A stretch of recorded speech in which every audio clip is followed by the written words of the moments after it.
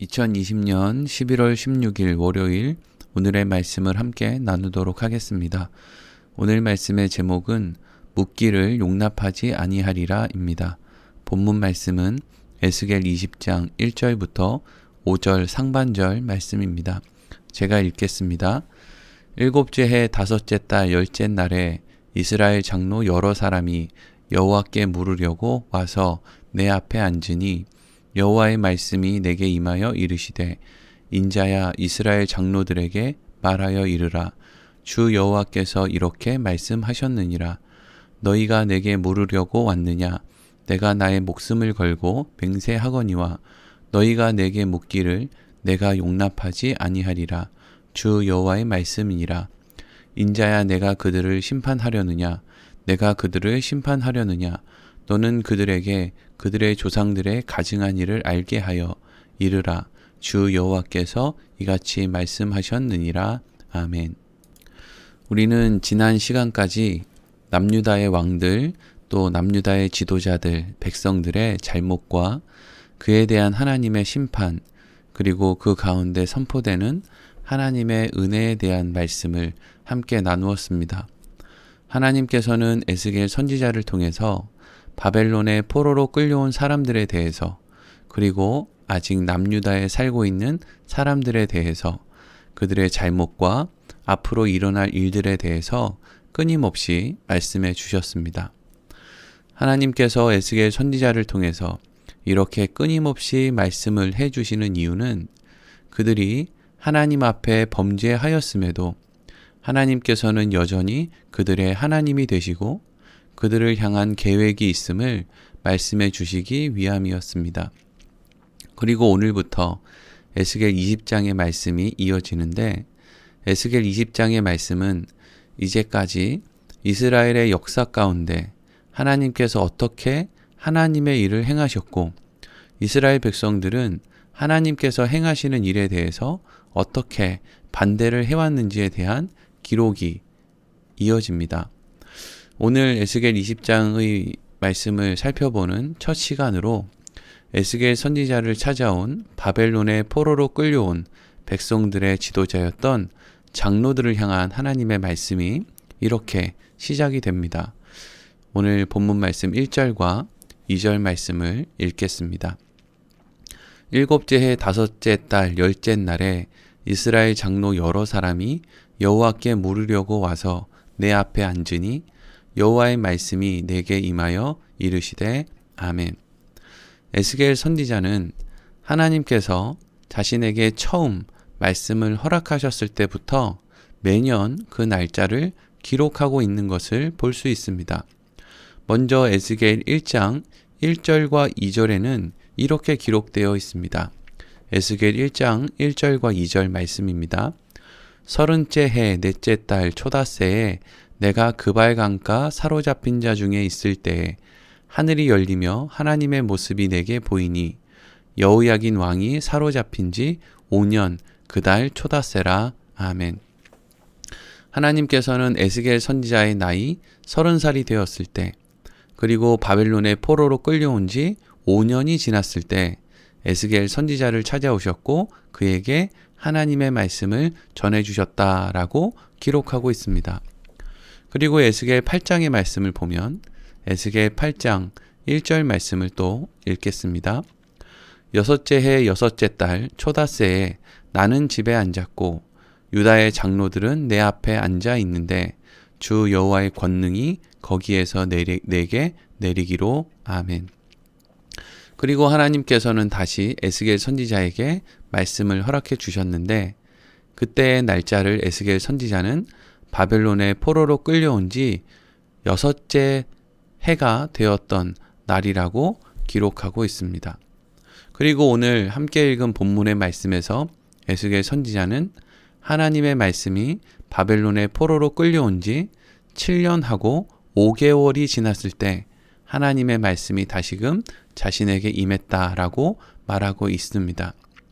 하나님께서는 에스겔 선지자를 통해서 끊임없이 앞으로 남유다에서 그리고 예루살렘에서 그리고 바벨론에서 어떠한 일이 일어나게 될 것인지를 하나님이 행하실 일들에 대해서 끊임없이 말씀해 주고 계신다는 것을 우리가 알 수 있는 것이죠.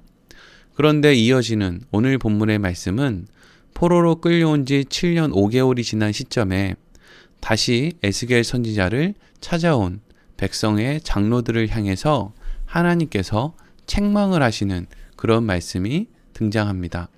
오늘 본문 말씀 3절 말씀 읽겠습니다. 인자야 이스라엘 장로들에게 말하여 이르라. 주 여호와께서 이렇게 말씀하셨느니라.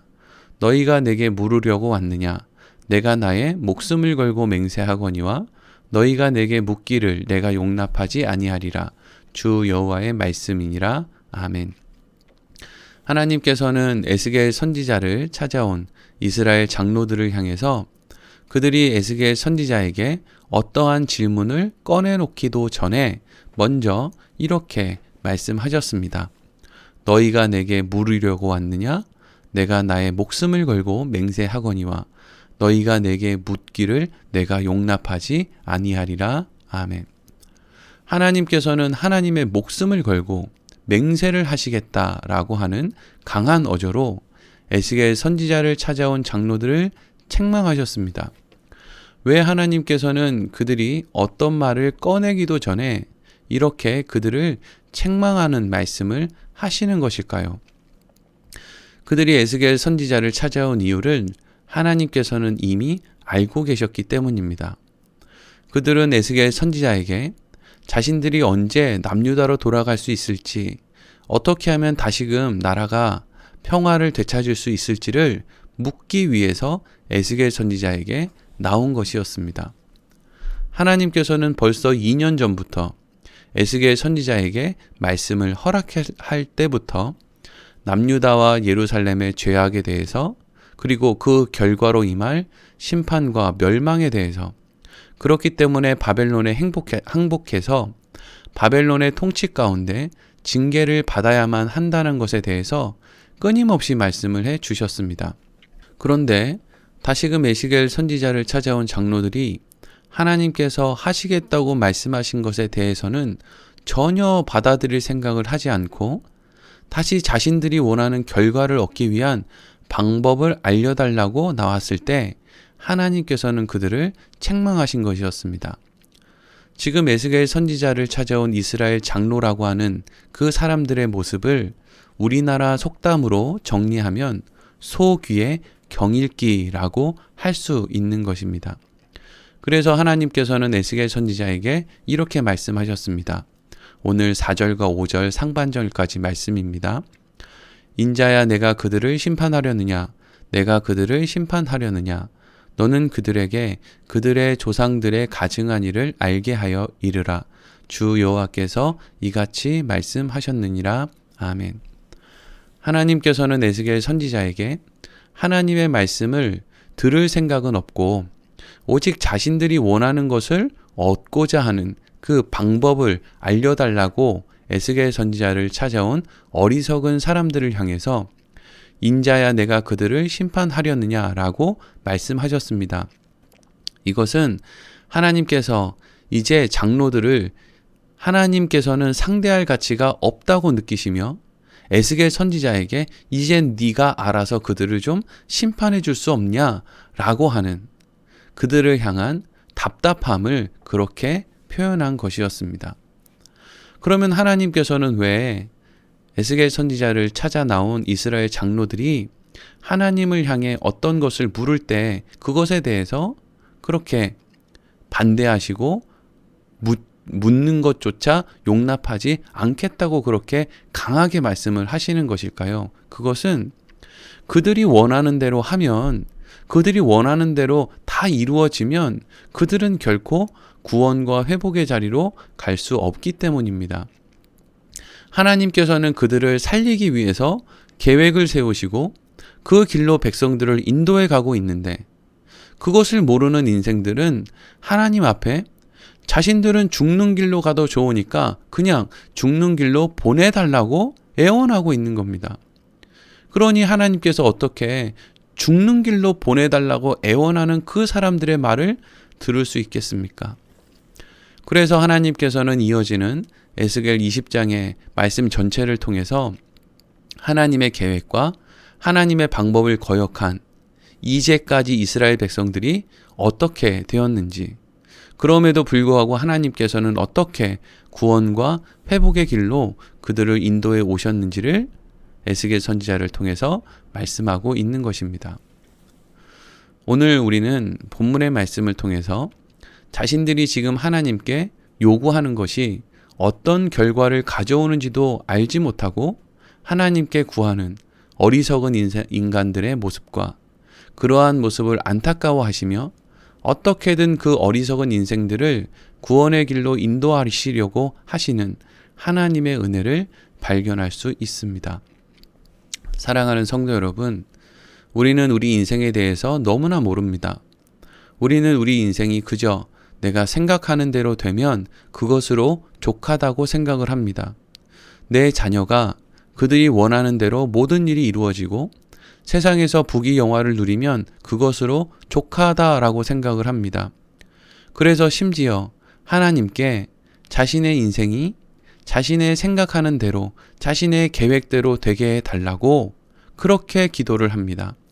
자신의 자녀들의 인생이 부귀영화를 얻는 인생이 되게 해달라고 또 기도하기도 합니다. 우리는 우리가 원하는 대로 우리의 인생이 다 이루어지면 결코 우리가 하나님의 나라에 들어가지 못하게 된다는 것을 잊지 말아야 합니다. 왜 그렇습니까? 스스로 자신을 하나님의 자리에 세워둘 것이 뻔하기 때문입니다. 자신의 인생이 자신의 계획하는 대로 모든 일이 이루어진다고 한번 생각을 해 보십시오. 그 사람이 자기 자신을 하나님의 자리에 올려두지 않겠습니까? 얼마나 교만해지겠습니까? 하나님의 나라에는 이미 하나님이 계시기 때문에 스스로를 하나님이라고 생각하는 인간이 들어갈 틈이 없습니다. 천국은 오직 하나님을 믿고 의지하는 하나님의 피조물로 하나님의 은혜를 구하는 사람들만이 들어갈 수 있는 곳이 하나님의 나라요 천국인 것입니다. 여러분, 그렇다면 어떤 사람들이 오직 하나님을 믿고 의지하게 됩니까? 세상에서 내 계획과 내 방법대로 되지 않았던 경험이 있는 사람들, 내 계획과 내 뜻대로 되기 위해서 정말 최선을 다했음에도 그 결과가 절망과 후회뿐임을 뼈저리게 경험한 사람들이 하나님의 은혜를 입게 되었을 때 오직 하나님을 믿고 의지하게 되는 것입니다. 여러분의 인생이 여러분의 생각처럼 풀리지 않는 것으로 인해서 낙심이 되십니까? 여러분의 자녀들이 여러분들의 생각처럼, 그리고 여러분 자녀들의 생각처럼 되지 않는 것으로 인해서 실망하고 있습니까? 여러분, 여러분의 강함보다 하나님의 약함이 더 강하다는 것만 잊지 마십시오.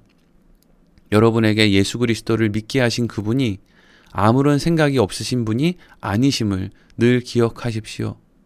하나님께서는 믿음의 조상인 아브라함을 부르신 이후로 지금까지 그 믿음의 후손들의 인생을 절대 고아와 같이 내버려 두신 일이 없으신 분이십니다. 오늘 말씀 이렇게 마치겠습니다.